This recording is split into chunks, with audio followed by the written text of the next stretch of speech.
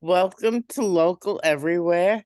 My guest today is John Sowle and Steven Patterson. And John and Steve are going to talk about their production of Barbie. So that's pretty interesting because Barbie, uh, they did really well in the box office. Yeah. So So what inspired you guys to do a play on Barbie?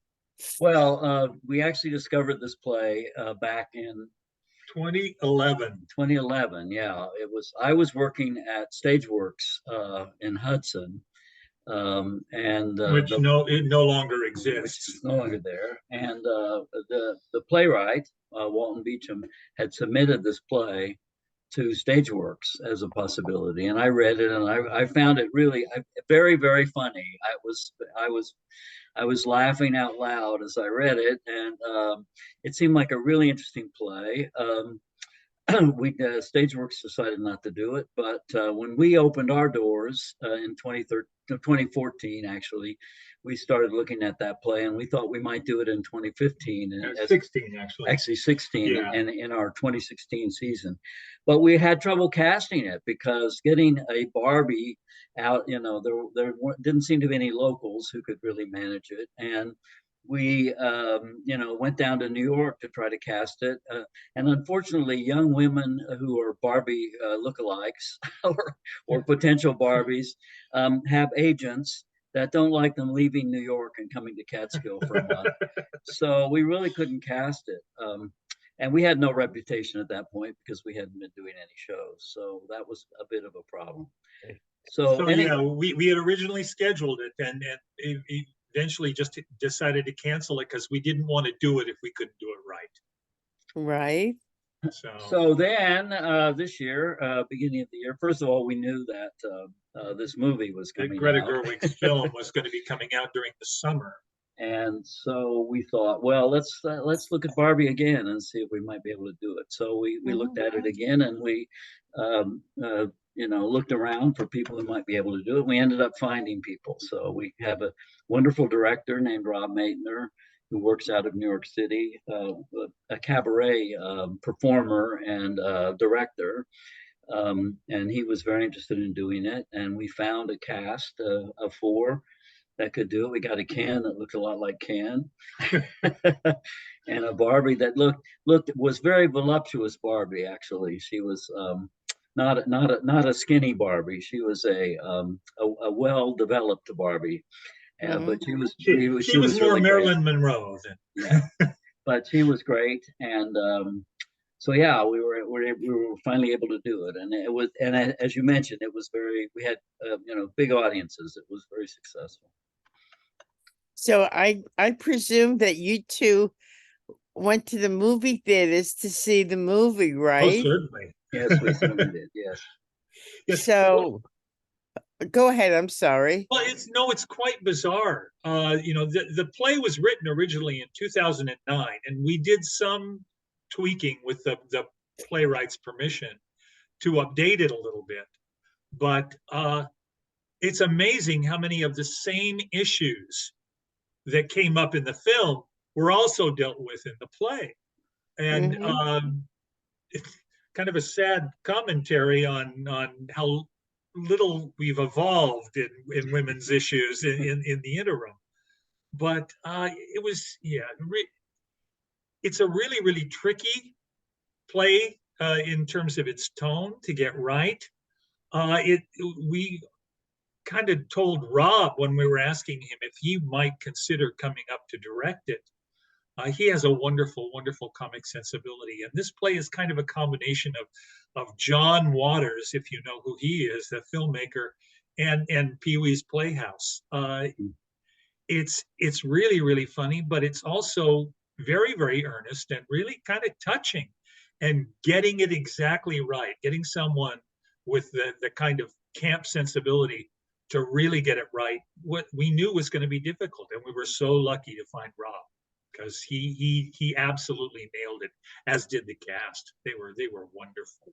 So when people went to see your play, what was there any comments on your play versus the movie?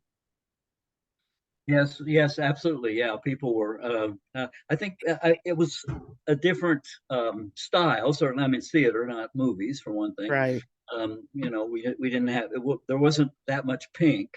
The movie was so pink, Was very and pink. and our costume designer said, "We're not doing pink, no pink." We ended up doing we ended up doing some pink, but not as much pink. But there's a lot of other characters too. I mean, one of the major characters in the play is Ruth, who's Ruth Handler, who was the person who created Barbie, and she, in the movie, she was played by Rhea Perlman. And just at the very end, and you didn't really get her story, you just saw her interact with her creation at the end in the movie. This in the play, she talks a lot about how she came to create Barbie. And one of the fascinating things about her story is that she had breast cancer and a double mastectomy. Ooh. And she created prosthetics for breast replacements for people, because when she was operated on, the only thing you could get were these kind of leather cones that were hollow. Yeah, and she using her knowledge of plastics in creating Barbie, she created these soft. They're called what? Nearly Me. Nearly Me was the name of it, and Mm-hmm. apparently they're still available. And so she really they felt far more lifelike. They really could be molded to really resemble the women who had the mastectomy's breast. Mm-hmm.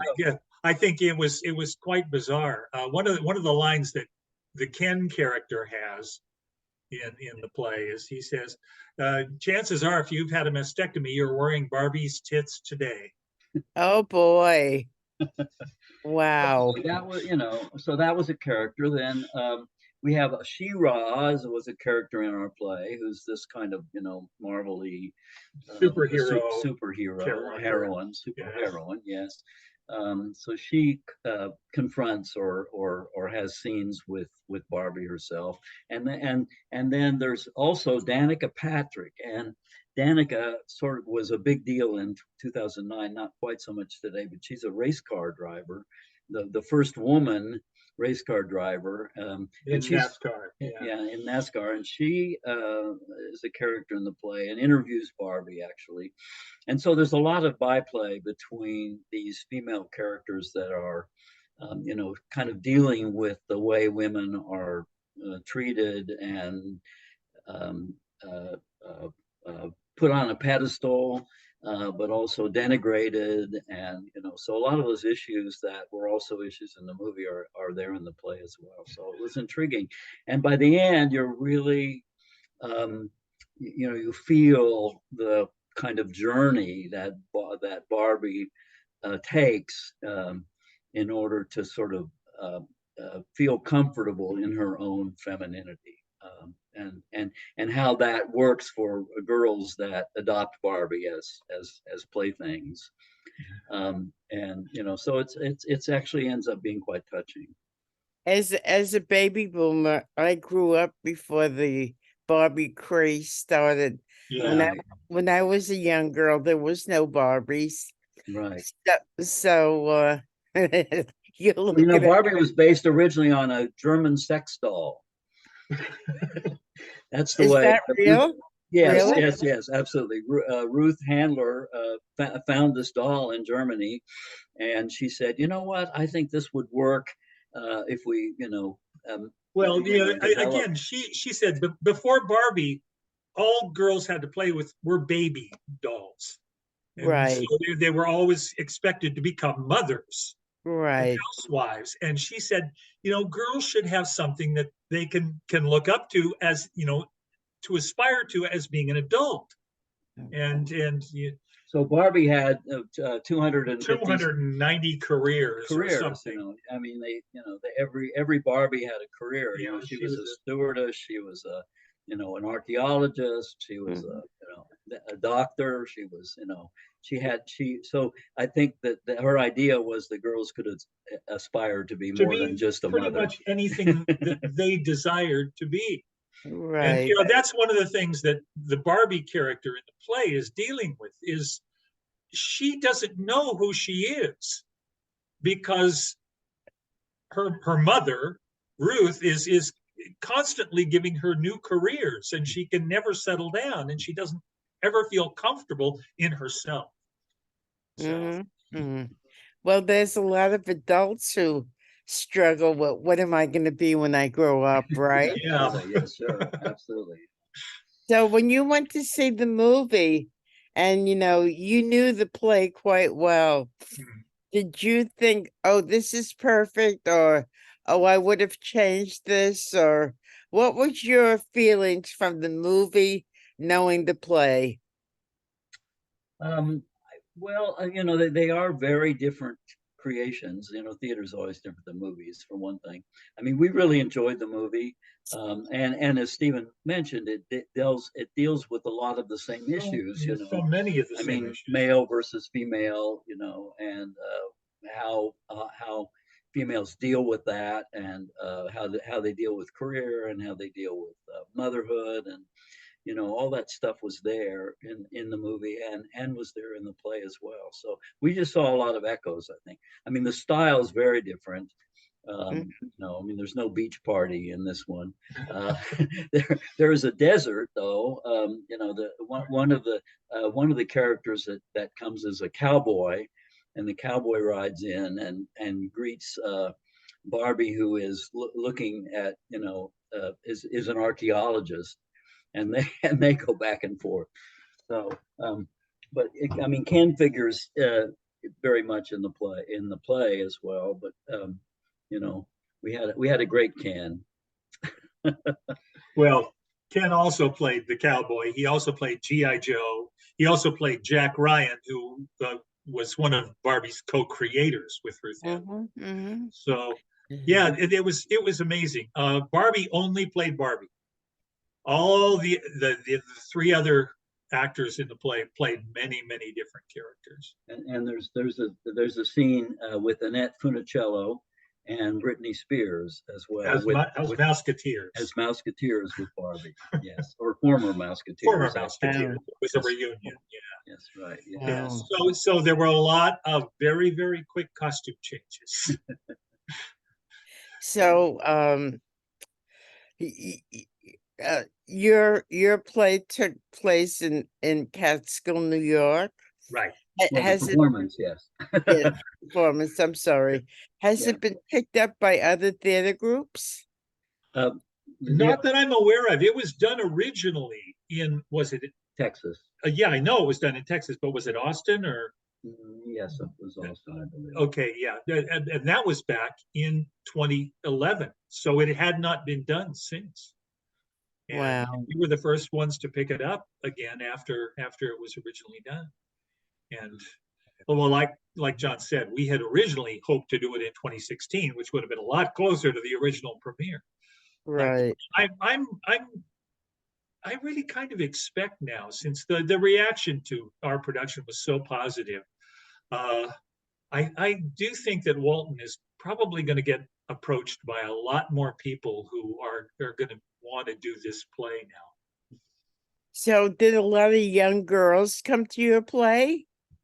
Yeah, as a matter of fact, one of the great things that we were able to do during this is John built a life-size Barbie box, like cellophane down the front, and we put that out in our lobby, and people were able to step in and take pictures inside the Barbie box as if they were living dolls. So wow, that was, that's and cute. we have a lot of shots from online on Facebook of people who came to see the show and took their picture inside the box. And of course, all the girls were wearing pink, right? Quite a few people did come in costume. Yeah, we did have people dressed up. Yeah. Well, we definitely encouraged people, if they wanted to show up either in costume or dressed in pink. Were you nervous about first it was a movie, now it's a play. Were you nervous about putting it on, given the movie was such a big Such a box huge office? success. Well, Yes. no, actually, that's one of the reasons we really decided to do it. Was we Okay. knew that there was going to be a lot of interest around the film. We would have been a lot more nervous if the movie had bombed. Right. If the movie had gone down in flames, we would have gone, well, maybe Right. people aren't going to be too interested in seeing our Barbie. But of course, it became a huge, huge hit. And well, like John has been saying, it was a very different creature, and people reacted really, really positively to it. Was it videotaped? Maybe some people listening to this might want to see it. Yeah, but we can't release our archival videos to the public. The agreement that we have with the Actors Union does Okay. not allow us to use the videos that we have for anything other than just archival purposes. So we can't release them to the public. So when the Academy Awards come up, like March, I guess, there's going to be this competition between Oppenheimer and Barbie, right? Of course, yeah. I'm sure What do that's you who do you think is going to ultimately win out?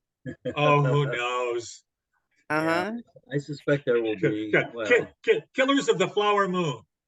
Oh, that was such a long movie. Wow. Yes. So are you I gonna think do Ryan Gosling has a good chance to win something. He was the supporting actor. yeah. so are you gonna do Oppenheimer anytime soon? Not that I'm aware of. No, Right. So Well, tell us a little bit about your theater, your Bridge Street Theater, and where it's located. okay, well, it's in the village of Catskill itself. We're right near downtown. We're across the creek from Main Street. yeah, we're about an hour south of Albany and 2 hours north of New York City. Yeah. Uh-huh. Yeah, and it's the Catskill. We're not in the Catskill Mountains. Catskill is a river town, so it's right on the It's right on the Hudson. it's right on the Hudson River, and of course Catskill Creek runs right through it. And so we're only a block away from Catskill Creek. We bought in 2013. We bought a building that was An old industrial building. a factory building. The building had been used for the longest time. It was a Kurtron factory. Kurtrons are those vinyl strips you put in freezer doors. And the person who ran the business here had pretty much had the American market for Kurtrons. When we bought it, it was really a mess. We cleared out a lot of stuff, and had to do a lot of renovation, which we were helped by New York State. We got some funding for it, so we have a theater. It had an 84-seat theater. It's proscenium very theater. small, very intimate. We have a nice lobby for people when they come in, which we also used as a performance space For the first couple of years before our main auditorium really was constructed. And we have an apartment upstairs where we can house actors when we bring them, when we bring them from out of town. And so we do, and we've been doing 5 shows a year pretty much regularly since we since we started doing shows in 2015. So yeah, That's going to be dim. Have you plugged it in? Should be plugged in. Let me make sure. Oh, there you go. We're so much brighter. Yeah, there we go. Yeah. That's why you couldn't see us. Okay, anyway, the laptop was running out of power. No, it's fine. Anyway, Now it's getting dark. Yes, Yeah. so we did. Anyway, yes, we did. Last year we did 5 shows. Barbie was the 3rd one. After that, we did 2 other shows. The final show of the year was called Sympathetic Magic by Lanford Wilson. Before that, we did a production of The Glass Menagerie by Tennessee Williams. Oh, wow. So which was a beautiful, beautiful show. Well, we love to do new work and sort of offbeat stuff. That's really where our hearts are. But we also try and do at least one show every season that has some kind of name recognition or is a classic. And we've gotten a lot of recognition for those in particular. we did a production of Long Day's Journey into Night Mm, back in 2021 mhm. that got an award for Best Production of the Year from the Berkshire Theater Critics. Uh-huh. And last year, we got a one for Best Production of the Year for our production of a play by a Canadian playwright named Hannah Moscovich called East of Berlin, which was not a classic and that nobody knew. So it's been wonderful. And our production of Glass Menagerie this last season got a huge enthusiastic response, both from the critics and from our audiences. Now, do people from all over the area or even farther away come to see your plays? Yes, yeah. yes, we do. We have people come up from Saugerties. We're kind of in the middle, you know. We're not too far from Albany. We're not too far from the Berkshires. We're not too far from Saugerties and Woodstock. So, and we're not too far from Hunter and Wyndham. So, people can come. You know, I mean, they may have to drive 45 minutes to get to us, and but we have a lot of people doing that. And of course, the critics that come to see the shows mostly come from the Berkshires because that's where the critics are. Although Steve Barnes, who works at the Albany Times Union, comes down frequent as often as he can Well, to and see Bob shows. Gephardt comes as well, As who's from at this, WAMC, and he also works for the Troy Record. Uh-huh. yeah, yeah. So we've gotten a lot of recognition, and we're getting, you know, audiences seem to be growing now. We've seemed to come to a spot where audiences have figured out that if they come to see shows at Bridge Street, they're bound to be pretty good. It's worth a little bit of a drive to come see us. So that's been very satisfying. And of course, you're talking post-COVID, right? Well, we got through the way we got through COVID. Actually, we weren't doing theater, but we did do dance residencies. There's a guy in town named Duke Dang who does the works and process program that plays at the Guggenheim Museum. And he identified dance companies that were desperate to have some place to work. And because we have an apartment upstairs and a theater downstairs, people came out of New York City, dancers, and lived upstairs and quarantined basically, and then came down and worked on the stage. So we had like 12 different groups during COVID. We had 12 different groups coming in. This was when everything was shut down. So our theater got used during COVID, even though we weren't open to the public. So that was great for us. So you guys, I assume, must have been interested in theater way before Oh, this, right? Yes. Well, I have a PhD in theater from UC Berkeley. So, Oh, and I also have a degree from MIT. So I have a mathematics degree from MIT and a theater and a PhD. theater degree from UC Berkeley. And Steven's been acting since high school. I've been before high school acting since I was 9. Yeah. Yeah. uh-huh. So And how long? we've been together for 30 some years, 35 years now, I guess. So How long have you been in Catskill? Yeah, Catskill. we moved up here. Well, we bought up here in 2004, and also had a place in the city, but moved up here permanently in 2008, I guess. Yeah.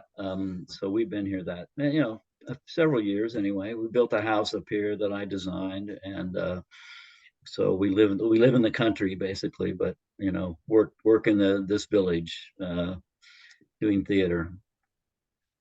What's up? We're the best theater / performance space in Greene County for 5 years in a row now. So yeah. So what's up and coming for 2024?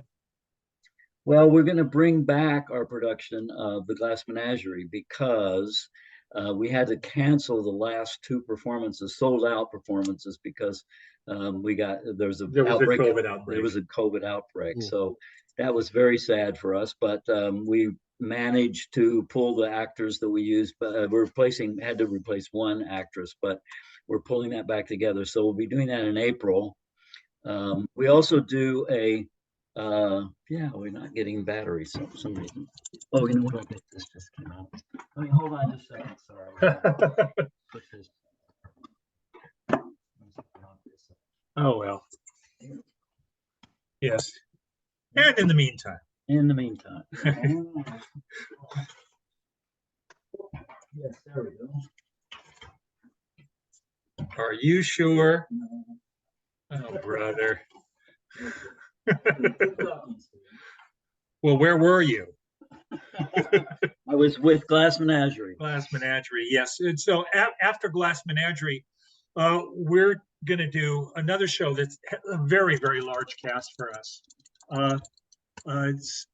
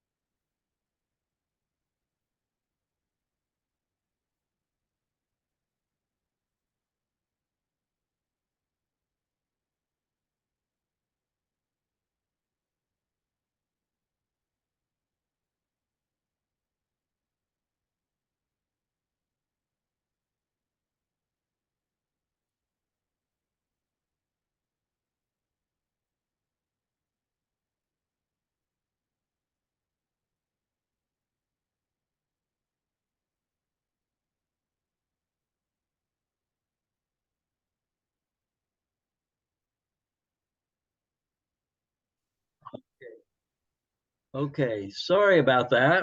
That's okay. technical snafu. Yes. I plugged in the computer and it went off. I don't know why that was, but anyway, here we are. So yeah, we're going to do before the Glass Menagerie.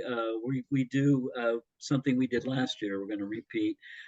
We did a series of 4 solo shows. We call it Solo Fest, and those are mostly local people bringing in shows that they have created. So we're going to do that in March. Then we'll do a Glass Menagerie in April, and then we're hoping to do Uncle Vanya, the Chekhov play, in May. So Yeah, that's this what is we're in doing. an adaptation by the Irish playwright Conor McPherson. Yeah, I don't think it has been produced in this country. But of course, we're going to be piggybacking like we did with Barbie. There's a big production of Uncle Vanya that's going to be happening in New York City, probably right about the same time ours is going on, starring Steve Carell. So So Okay. if anybody wants to know more about Bridge Street Theater or would like to come to some of your plays, how could they reach you? Well, we're online, bridgest.org or bridgestreettheater.org, or yeah.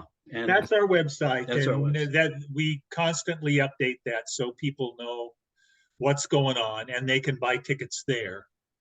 Yeah, we're pretty much on sabbatical at the moment. Usually we shut down right around Thanksgiving. We may have a couple of events, in December, but we're closed down for the worst of the winter months, and then really sort of come back in March and go right up through Thanksgiving again.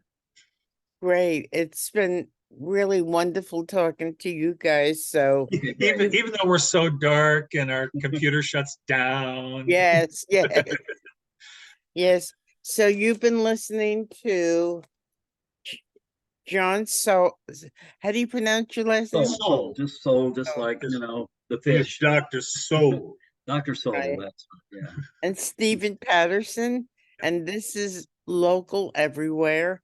And if you like this show, please subscribe to my YouTube channel.